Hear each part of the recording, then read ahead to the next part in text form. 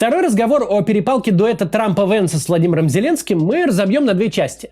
Первая будет состоять из ощущений, вторая из фактов. Сначала поговорим о том ощущении, которое очевидно захватило Европу. Европейские лидеры всю дорогу могли смотреть на войну в Украине так, будто между западной границей Украины и восточной границей НАТО лежит еще один Атлантический океан. Если Украина не выстоит, угроза может нависнуть над Молдовой, над Казахстаном, над Грузией, но не над странами Балтии, Румынией или Польшей. Над всеми ними висел непроницаемый барьер. Вот в 100 метрах от польской границы могут падать бомбы, взрываться беспилотники, прилетать ракеты, но этот барьер они не перейдут. Если и случатся какие-то инциденты, то по ошибке, и сразу же российский МИД с горящими волосами прибегает говорить, что ничего такого никто в виду не имел. Поддержка Украины со стороны Европы строилась на соображениях чистого гуманизма, что одинаково невозможно для понимания ни со стороны Трампа, ни со стороны Путина. Европа несет издержки от помощи беженцам, от финансовой поддержки Украины, от разрыва экономических связей с Россией. И все это потому, что так правильно. Потому что есть представление об ответственности за мир на континенте. Для Европы вопрос Украины до настоящего времени был чисто этическим. Грубо говоря, если Германия или Польша прекратят такую поддержку, для них самих ничего не изменится. Уверенность, что Украина где-то далеко, а европейские страны Путин атаковать не станет, исходила из всеобщего убеждения, будто Европа – это задний двор Америки. Нападая на крошечную Эстонию, ты автоматически воюешь с Америкой. А Путин может хоть раз 20 корчить из себя фанатика, которому не терпится попасть в рай. Но все прекрасно понимают, у рая просто нет бюджета на ту роскошь, к которой Путин привык. Он совершенно не стремится воевать с теми, кто может его туда отправить. Сейчас даже нельзя представить, что Трамп пойдет воевать за Польшу или за Латвию. Миллионная путинская армия, с ней, конечно, масса проблем, но она прошла 3 года реальной войны и однозначно боеспособнее любого противника из числа европейских стран. Нельзя представить, что между ней и этими самыми европейскими странами встанут американцы, по крайней мере до тех пор, пока у власти в США Трамп. Пока на всем континенте есть лишь одна военная сила, способная сдерживать путинские войска. Это Украина. Только Украина умеет современную войну. Только Украина заставила Путина глубоко увязнуть в приграничных своих регионах. Только Украина пока сдерживает эту угрозу. У Путина нет сейчас лишних сил даже на то, чтобы освободить собственный кусок Курской области. Тем более у него нет сил на второй фронт. Если Украина не выстоит, результат будет один. У Путина появятся силы на войну с кем угодно в Европе. У него будет очень много причин такую войну начать, ведь возвращать армию домой ему совершенно ни к чему. И у него не будет ни единого аргумента против. Потому что единственный весомый аргумент против в лице могущественного американского защитника только что добровольно снялся с повестки дня.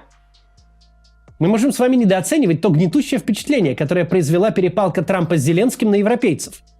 Ведь каждый европейский лидер мог вполне явственно ощутить себя на месте украинского президента.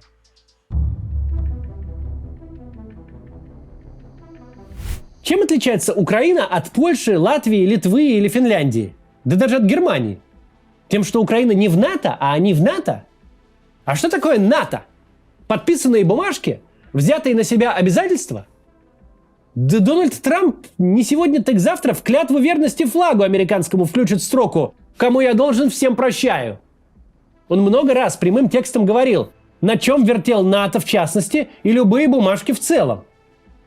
Оказаться в ситуации, когда иностранные войска уже на твоей территории, а главный союзник говорит: «А что вы там, договориться что ли не можете?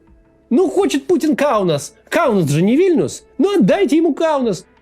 Что ему там надо? И еще в придачу там пару областей. Да и не морочьте мне голову». Такой разговор представляется более чем реальным. Что Трамп не только ничем не будет помогать, а еще и обвинит собственных союзников в неспособности договориться с агрессором. Или в том, что агрессора они сами же и спровоцировали. Более чем реально попасть в ситуацию, где пока ваши люди умирают, ваш вроде как главный союзник собирается вести какие-то переговоры через вашу голову и без вашего участия. Где судьбу вашей страны разменяют на какую-то неведомую сделку, целью которой будет даже не получить какую-то осязаемую выгоду, а показать, что глава союзного государства человек успешный и хорошо умеет заключать сделки. В какой-то степени это напоминает возвращение Европы в ситуацию до Второй мировой, когда в Европе есть большая и агрессивная сила. Это проблема каждой страны, которая может стать ее жертвой. Каждой страны, у которой за спиной нет никого. Сейчас обсудим это подробнее. Сначала небольшая реклама. Посмотрите, пожалуйста. Бали. Это остров с таким туристическим потоком, что сейчас строят второй аэропорт. Первый уже не справляется. Спрос на недвижимость сейчас растет, а доходность от сдачи в аренду достигает 10-20% годовых. У ведущего застройщика на Бали, Break Property, сейчас как раз в продаже есть юниты в современном комплексе Elysium на берегу океана. Стоят они от $90 тысяч. Там будут апартаменты и просторные виллы с собственными садами, бассейнами, видами на океан и горы. Кроме того, там будет полно общественных и коммерческих пространств.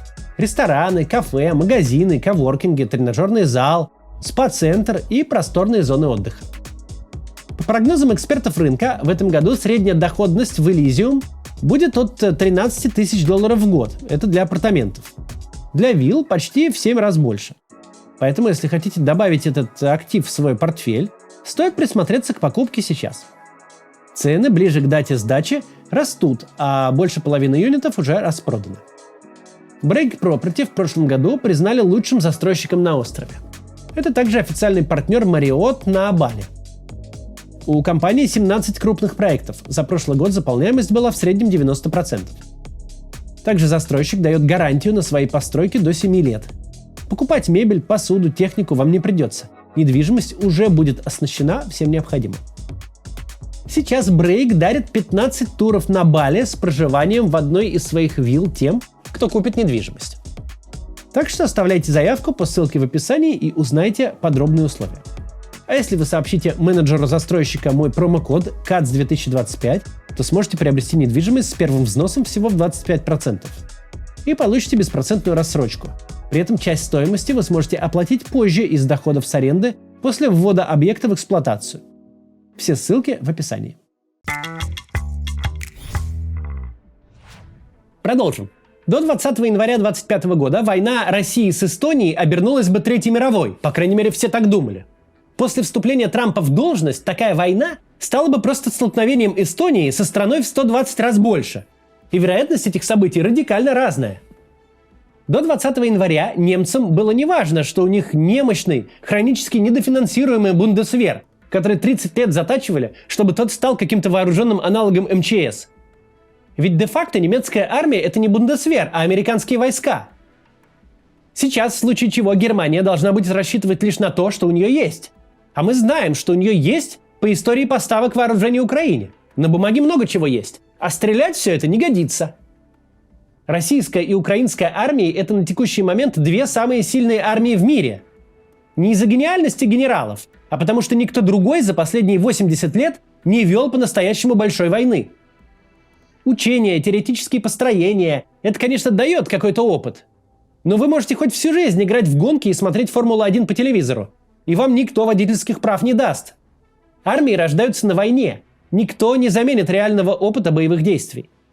Опыт войны России с Украиной, с тысячами километров траншей, с минными полями, уходящими за горизонт, с тысячами уничтоженных танков, с миллионами выпущенных снарядов, с дронами, круглосуточно висящими над линией фронта. Этот опыт не имеет ничего общего с боевыми действиями ни в Ираке, ни в Афганистане, ни с Хамас, ни во Вьетнаме. Войну России с Украиной нельзя сравнить ни с одной войной западных стран после победы над Гитлером. Сейчас Европа с Украиной в одной лодке. Причем ситуация может развиваться очень быстро и драматично. Если Путин хочет реализовать какие-то свои европейские амбиции, то это надо делать не через 5 лет. Во-первых, сам Путин не вечен. Во-вторых, Дональд Трамп не будет у власти вечно, и у него не будет вечно такого контроля над американским государством, как сейчас.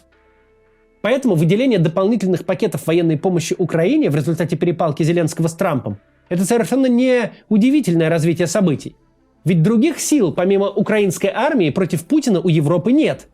Чтобы привести европейские армии, очень долго пребывавшие в коматозном состоянии, к какой-то боеспособности уйдут годы. В общем, ощущения европейцев сейчас явно сводятся к рассуждению. Раз уж мы лишились заокеанского тыла, то нет другого выхода, кроме как поддерживать фронт. Потому что кто знает, когда Путин дочитает учебник истории до Великого княжества Литовского и Польского царства.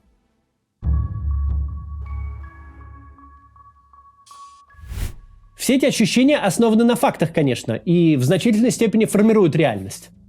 Но можно еще посмотреть на реальность дня сегодняшнего. Она заключается в том, что Америка в этой войне не участвовала ни единого дня за все 3 с лишним года. Да, химарсы, пушки, амуниция, снаряды – это все сильно помогало. Но воюет эту войну Украина. Львиная доля оружия в руках украинской армии к Америке не имеет никакого отношения. Украина в течение полугода, пока союзники Трампа манипулировали Конгрессом, была вовсе без американской помощи. И полное ее прекращение создаст большие проблемы для Украины. Возможно, темп наступления российских войск ускорится. Вырастут жертвы с украинской стороны. Будет сложнее отбивать атаки дронов и ракет по городам. Скорее всего, будет именно так. Но Дональд Трамп не может сдать Украину, просто потому, что он ею не владеет. Дональда Трампа никто не избирал императором Земли. По мнению Трампа, видимо, избрали, по мнению Путина тем более. Сейчас Путин как-то чрезмерно откровенно признает, что с его точки зрения в Вашингтоне сидит мировое правительство, всемирное начальство, которое всем следует слушаться. Начальство сменилось, а значит, прикажут Украине капитулировать, и она, мол, капитулирует. Ведь она воевала же, дескать, за Байдена, в основном за американскую демократическую партию. Бывшее начальство теперь в оппозиции. Вот и пора сворачиваться. Но это же идиотизм. Украина воевала и воюет только за себя. Опосредованно за Европу. Но это побочный эффект. В первую очередь за себя. Первые пару месяцев 2022 года Украина воевала за себя. Вообще без какой-либо значимой помощи. Потому что помощи не было. Первые 6 гаубиц М777 пожертвовала Австралия только в конце апреля. Мы об этом уже забыли. Но до этих поставок у Украины не было вообще ни одной единицы тяжелой западной техники. Более того, Дональд Трамп даже не император Америки.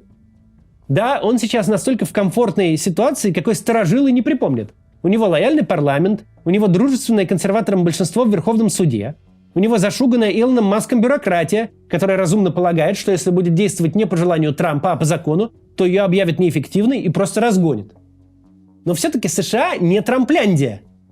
Все находится в иллюзии, будто у Трампа есть супермандат, что каждому республиканскому политику нужна поддержка Трампа, иначе он проиграет выборы.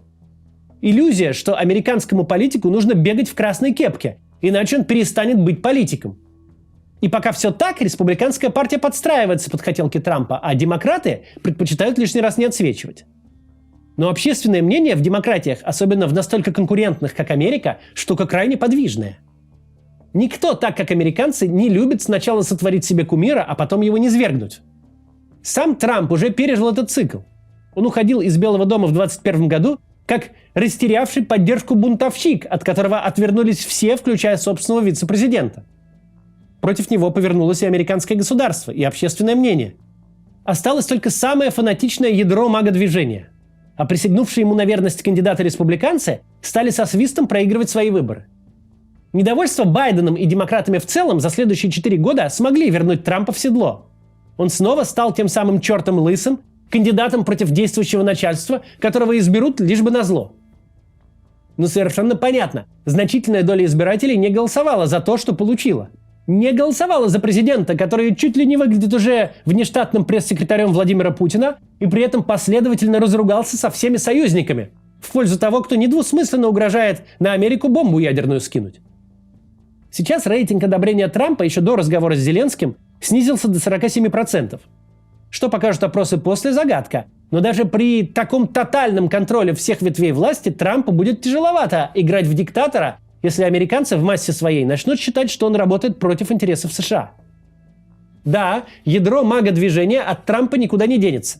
Зрители Такера Карлсона будут с Трампом в любом случае, даже если он заключит такую сделку с Путиным, что продаст обратно Аляску и еще должен останется.